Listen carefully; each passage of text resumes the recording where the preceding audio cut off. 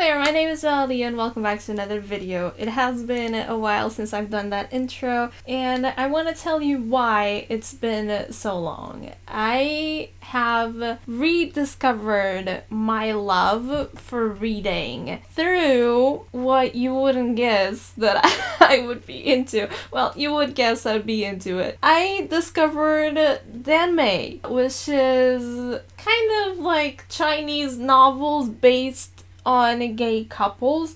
I think I might actually do a video dedicated on this because I am so into danmei these days that it's not even funny. I've read 3 novels so far. I'm looking for more, and I think I fell in this perhaps for life. Who knows? But anyway, since I have been so much into reading, I thought I would share with you and, make this a video so I can update the channel a little bit. I thought I would share with you one of my favorite books that I have read recently, and there's more that I would like to share with you, so I might do more of these in the future, who knows. But anyway, I want to share with you this book, which is Howl's Moving Castle by Diana Wynne-Jones. And if you don't know Howl's Moving Castle, in which land are you living? This was turned into a movie, which is absolutely gorgeous, and I've been in love with the movie for years, and a friend of mine told me to read this book, and I want to share with you a little bit of the book and hopefully get you to read it as well, because it is a very good book. And you know what? I have realized that I am very bad at reading out loud. Perhaps because I was way too shy to actually force myself to read out loud when I was younger. So I thought, since making videos in English did help me develop my English back in the day, I thought that maybe doing videos reading out loud might actually help me with this little setback of not being able to read out loud properly. So, from me to you, I'm about to read you a little bit of Howl's Moving Castle, so I hope you enjoy it. So this is chapter 1, in which Sophie talks to hats. In the land of Ingary, where such things as 7-league boots and cloaks of invisibility really exist, it is quite a misfortune to be born the eldest of 3. Everyone knows you are the one who will fail first, and worst, if 3 of you are set out to seek your fortunes. Sophie Hatter was the eldest of 3 sisters. She was not even the child of a poor woodcutter, which might have given her some chance of success. Her parents were well-to-do and kept a ladies' hat shop in the prosperous town of Market Chipping. True, her own mother died when Sophie was 2 years old, and her sister Letty was 1 year old, and their father married his youngest shop assistant, a pretty blonde named Fanny. Fanny shortly gave birth to the 3rd sister, Martha. This had to have made Sophie and Letty into ugly sisters, but in fact, all 3 girls grew up very pretty indeed, though Letty was the one everyone said was the most beautiful. Fanny treated all 3 girls with the same kindness, and did not favor Martha in the least. My audio cut out, so you get a voiceover. Mr. Hatter was proud of his 3 daughters and sent them all to the best school in town. Sophie was the most studious. She read a great deal and very soon realized how little chance she had of an interesting future. It was a disappointment to her, but she was still happy enough, looking after her sisters and grooming Martha to seek her fortune when time came. Since Fanny was always busy in the shop, Sophie was the one who looked after the younger 2. There was a certain amount of screaming and hair-pulling between those. Letty was by no means resigned to being the one who, next to Sophie, was bound to be the least successful. "It's not fair," Letty would shout. "Why should Martha have the best of it just because she was born the youngest? I shall marry a prince, so there." To which Martha always retorted that she would end up disgustingly rich, without having to marry anybody. Then Sophie would have to drag them apart and mend their clothes. She was very deft with her needle. As time went on, she made clothes for her sisters too. There was one deep rose outfit she made for Letty the May day before the story really starts, which Fanny said looked as if it had come out from the most expensive shop in Kingsbury. About this time, everyone began talking of the Witch of the Waste again. It was said that the witch had threatened the life of the king's daughter, and that the king had commanded his personal magician, Wizard Solomon, to go into the waste and deal with the witch. And it seemed that Wizard Solomon had not only failed to deal with the witch, he had gotten himself killed by her. So when a few months later, a tall black castle suddenly appeared in the hills above Market Chipping, blowing clouds of black smoke from its 4 tall, thin turrets, everyone was fairly sure that the witch had moved out of the waste again and was about to terrorize the country the way she used to 50 years ago. People got very scared indeed. Nobody went out alone, particularly at night. What made it seem all the scarier was that the castle did not stay in the same place. Sometimes it was a tall black smudge on the moors to the northwest. Sometimes it reared above the rocks to the east, and sometimes it came right downhill to sit in the ether just beyond the last farm to the north. You could see it actually moving sometimes, with smoke pouring from the turrets in dirty gray gusts. For a while, everyone was certain that the castle would come right down into the valley before long, and the mayor talked of sending for the king for help. But the castle stayed roving about the hills, and it was learned that it did not belong to the witch, but to Wizard Howl. Wizard Howl was bad enough. Though he did not seem to want to leave the hills, he was known to amuse himself by collecting young girls and sucking the souls from them. Or some people said he ate their hearts. He was an utterly cold-blooded and heartless wizard, and no young girl was safe from him if he caught her on her own.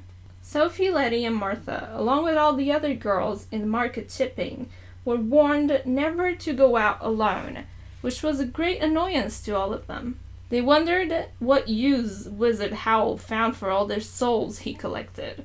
They had other things on their minds before long, however, for Mr. Hatter died suddenly just as Sophie was old enough to leave school for good. It then appeared that Mr. Hatter had been altogether too proud of his daughters. The school fees he had been paying had left the shop with quite heavy debts. When the funeral was over, Fanny sat down in a parlor in the house next door to the shop and explained the situation. "You'll all have to leave school, I'm afraid," she said.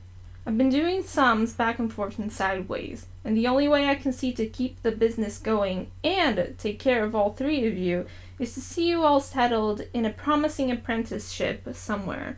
It isn't practical to have you all in the shop. I can't afford it. So this is what I've decided. Letty first." Letty looked up, glowing in health and beauty, which even sorrow and black clothes could not hide. "I want to go on learning," she said. "You shall, love," said Fanny. "I've arranged for you to be apprenticed to Cesares, the pastry cook in the market square. They've a name for treating their learners like kings and queens, and you should be very happy there, as well as learning a useful trade. Mrs. Cesare is a good customer and a good friend, and she's agreed to squeeze you in as a favor." Letty laughed in the way that showed she was not at all pleased. "Well, thank you," she said. "Isn't it lucky that I like cooking?" Fanny looked relieved. Letty could be awkwardly strong-minded at times. "Now, Martha," she said, "I know you're full young to go out to work, so I've rounded up something that could give you a long, quiet apprenticeship and go on being useful to you whatever you decide to do after that. You know my old friend Annabel Fairfax?" Martha, who was slender and fair, fixed her big gray eyes on Fanny almost as strong-mindedly as Letty. "You mean the one who talks a lot?" she said. "Isn't she a witch?" "Yes, with a lovely house and clients from all over Folding Valley." Another voiceover, do pardon me. Fanny said eagerly, "She's a good woman, Martha. She'll teach you all she knows and very likely introduce you to grand people she knows in Kingsbury. You'll be all set up in life when she's done with you." "She's a nice lady," Martha conceded. "All right." Sophie, listening, felt that Fanny had worked out everything just as it should be. Letty, as the second daughter, was never likely to come to much, so Fanny had put her where she might meet a handsome young apprentice and live happily ever after. Martha, who was bound to strike out and make her fortune, would have witchcraft and rich friends to help her. As for Sophie herself, Sophie had no doubt what was coming.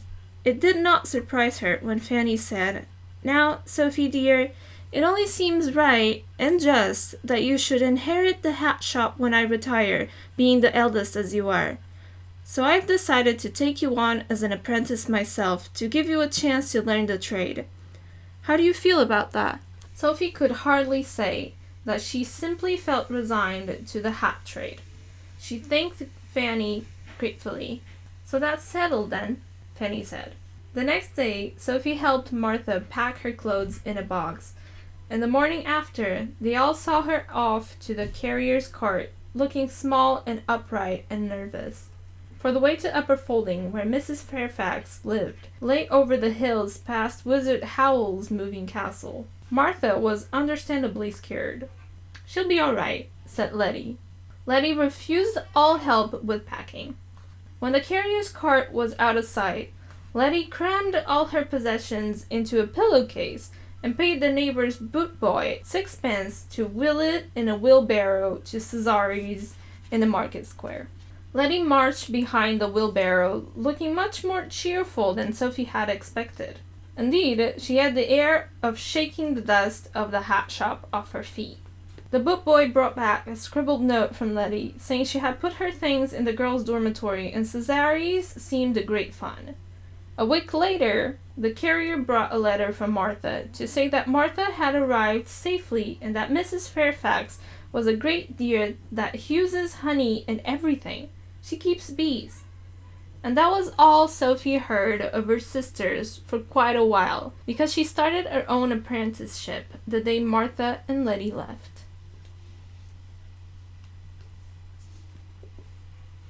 So that's as far as I'm going into Howl's Moving Castle. I hope you go and read this. It's actually a really great book, and it had me legitimately laughing quite a few times, and it's really well written. It kind of grips you, so you're constantly wanting to know what else happens, and there's more books after this one. I'm currently on the second book, which I'll let you know when I finish. But anyway, Howl's Moving Castle. Go read it. Go entertain yourself with some reading. And I'll see you next time.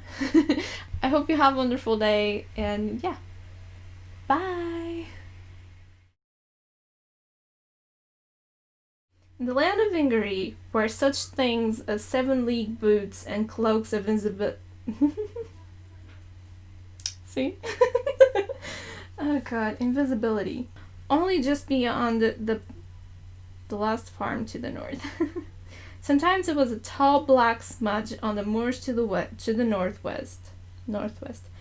Sometimes it was a tall black smudge, with smoke pouring from its turrets in dirty great gusts.